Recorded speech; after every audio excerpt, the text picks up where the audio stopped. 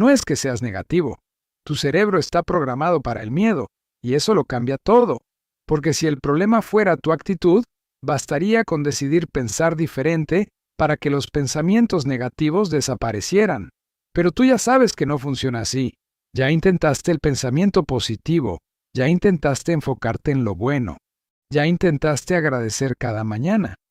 Y aún así tu mente volvió sola a lo que podría salir mal, a lo que ya salió mal, a lo que probablemente saldrá mal mañana.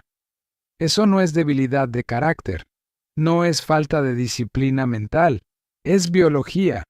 Es un cerebro haciendo exactamente lo que millones de años de evolución le enseñaron a hacer.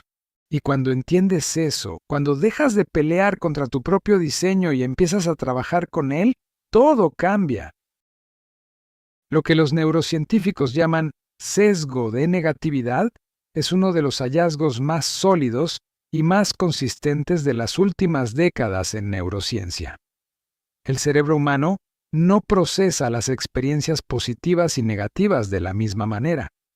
Las experiencias negativas, las amenazas, los peligros, los fracasos se registran con mayor intensidad, se procesan más profundamente y se almacenan en la memoria con más fuerza que las experiencias equivalentes de signo positivo.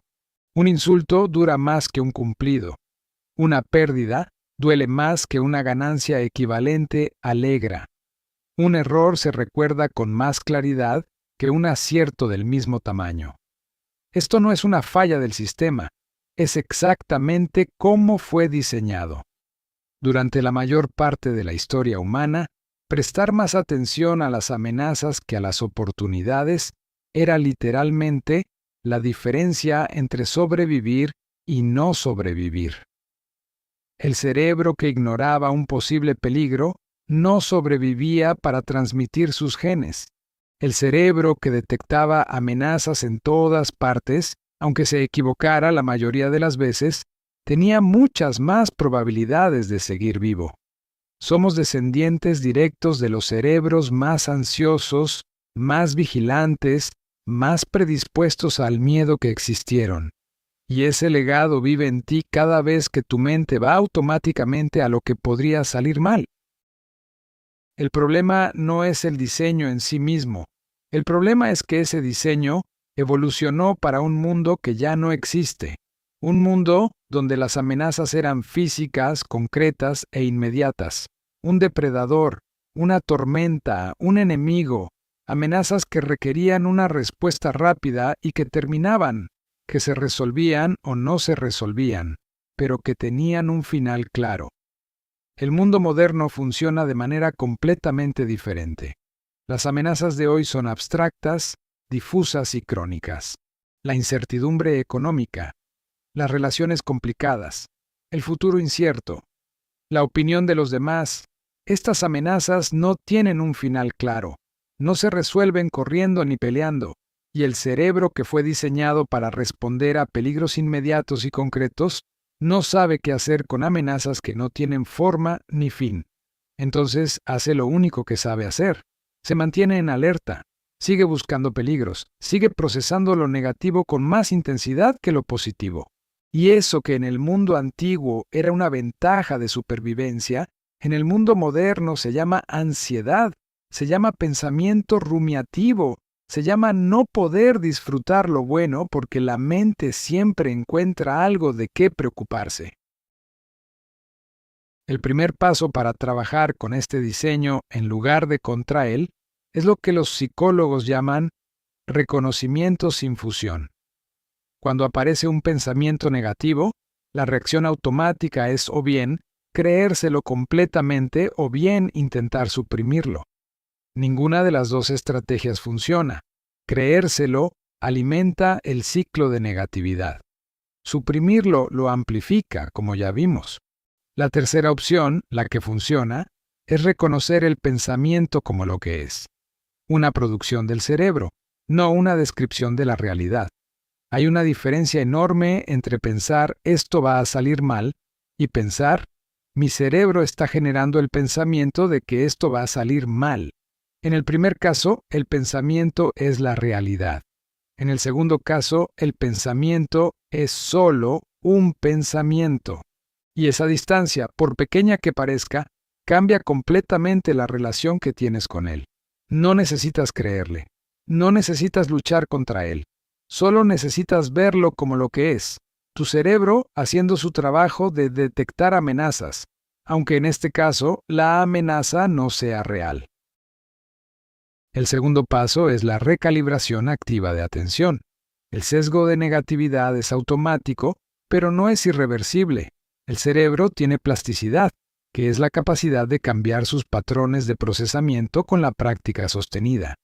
Lo que los investigadores han encontrado es que deliberadamente dirigir la atención hacia experiencias positivas con suficiente frecuencia y con suficiente profundidad de procesamiento puede, con el tiempo, reducir la asimetría entre cómo el cerebro procesa lo negativo y lo positivo. No hablamos de ignorar lo negativo. No hablamos de fingir que todo está bien. Hablamos de dar a las experiencias positivas el mismo tiempo de procesamiento que el cerebro automáticamente da a las negativas. Cuando algo bueno ocurre, cuando hay un momento de conexión genuina, de logro, de belleza, de alivio, el cerebro lo registra rápido y pasa al siguiente estímulo. La práctica deliberada es detenerse en ese momento, quedarse en él durante 20 o 30 segundos, sentirlo en el cuerpo, dejarlo entrar de verdad. Eso no es positivismo forzado, es neuroplasticidad aplicada, es darle al cerebro suficiente exposición a lo positivo para que empiece a calibrarse de manera diferente. El tercer paso es la gestión del rumia nocturna. El pensamiento rumiativo, ese ciclo de pensamientos negativos que se repiten sin llevar a ninguna solución, es una de las manifestaciones más comunes del sesgo de negatividad en acción. Y ocurre con más frecuencia por la noche porque es cuando los estímulos externos desaparecen y el cerebro queda solo con su propio contenido. La rumia no es procesamiento, es repetición. La diferencia es que el procesamiento genuino de una experiencia difícil lleva a algún lugar, produce alguna comprensión, genera algún cierre. La rumia simplemente reproduce el mismo material una y otra vez sin avanzar. Interrumpir la rumia requiere cambiar el modo de procesamiento, no suprimir el contenido. Una de las técnicas más efectivas es lo que se llama distanciamiento temporal deliberado. Cuando un pensamiento rumiativo aparece, en lugar de intentar resolverlo o suprimirlo, te preguntas con genuina curiosidad, ¿esto importará en 5 años? No como técnica para minimizar el problema, sino como herramienta para activar la corteza prefrontal, que es la región del cerebro capaz de contextualizar y poner en perspectiva, en lugar de dejar que la amígdala, que solo ve el presente y solo ve amenaza, sea la única voz en la conversación. El cuarto paso es el movimiento como regulador del sesgo. El cuerpo y el cerebro no son sistemas separados. El estado físico del cuerpo afecta directamente cómo el cerebro procesa la información emocional. Cuando el cuerpo está quieto, tenso, inmóvil, el cerebro procesa con más intensidad las amenazas. Cuando el cuerpo está en movimiento rítmico, caminando, estirándose, respirando profundamente, el cerebro reduce la actividad de la amígdala y aumenta la actividad de la corteza prefrontal. Eso no solo reduce la ansiedad en el momento. Con práctica sostenida, cambia la línea base desde la que el cerebro opera. Las personas que se mueven regularmente no tienen cerebros diferentes a los de las personas sedentarias. Tienen los mismos cerebros con patrones de activación diferentes que se construyeron a través de la práctica repetida del movimiento. El sesgo de negatividad no desaparece, pero su intensidad disminuye porque el sistema nervioso aprendió que el cuerpo puede estar en movimiento y en calma al mismo tiempo, y esa experiencia repetida recalibra lentamente el umbral de alarma. El quinto paso es el más contraintuitivo de todos. Es la compasión hacia el propio cerebro. La mayoría de las personas que luchan con el pensamiento negativo desarrollan una segunda capa de negatividad que consiste en juzgarse por tener pensamientos negativos. Se critican por no poder pensar en positivo. Se frustran por no poder controlar su mente. Se sienten débiles por un rasgo que en realidad es una característica universal del cerebro humano.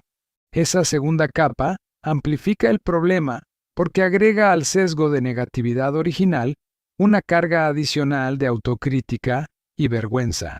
La compasión hacia el propio cerebro no es resignación. No es decir que así soy y no puedo cambiar.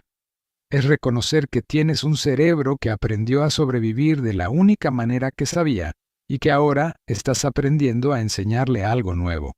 Con paciencia, sin guerra interna, con la misma gentileza con que le enseñarías algo nuevo a alguien que quieres.